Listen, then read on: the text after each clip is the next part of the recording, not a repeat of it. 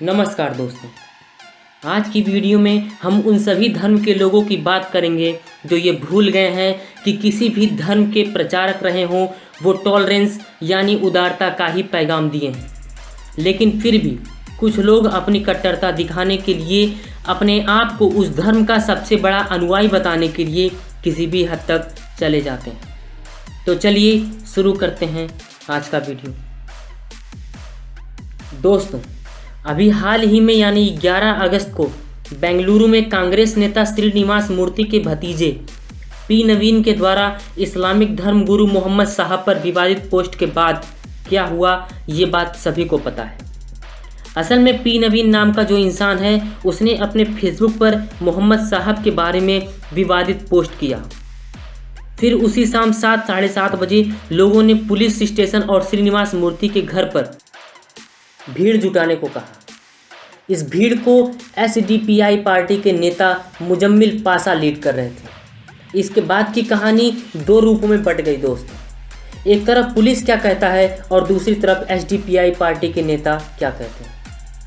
Police का कहना है कि इस विवाद के बाद पुलिस तुरंत पी नवीन को खोजना शुरू कर दी, जबकि भीड़ का कहना है कि पुलिस कुछ भी नहीं कर रही थी, बल्कि पी नवीन को पुलिस स्टेशन में ही छिपा के रखी थी।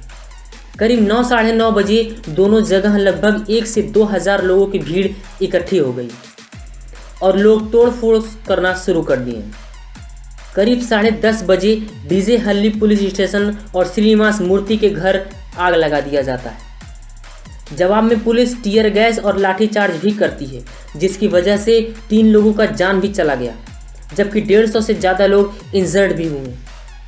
उसके अगले दिन बुधवार को पी नवीन को गिरफ्तार भी कर लिया जाता है, जिसके बाद पी नवीन का कहना है कि उसकी फेसबुक आईडी हैक हो गई थी, जिसके कारण यह पोस्ट किसी और ने फेसबुक पर किया है। जबकि वहां के लोग का कहना है कि पी नवीन ऐसी पोस्ट हमेशा करता रहता है। बाबरी मस्जिद और इस समय फैले महामारी पर भी पी नवीन विवादित पोस्ट कर चुका है। लेकिन दोस्तों, ये कहानी यहीं खत्म नहीं होती। हमारे देश में पिछले कुछ विवाद को देखें तो किसी न किसी धर्म को ही लेकर होता रहा है। कभी पैगंबर हजरत मोहम्मद साहब पर, कभी श्री राम पर, तो कभी छत्रपति शिवाजी, तो कभी ईसा मसीह।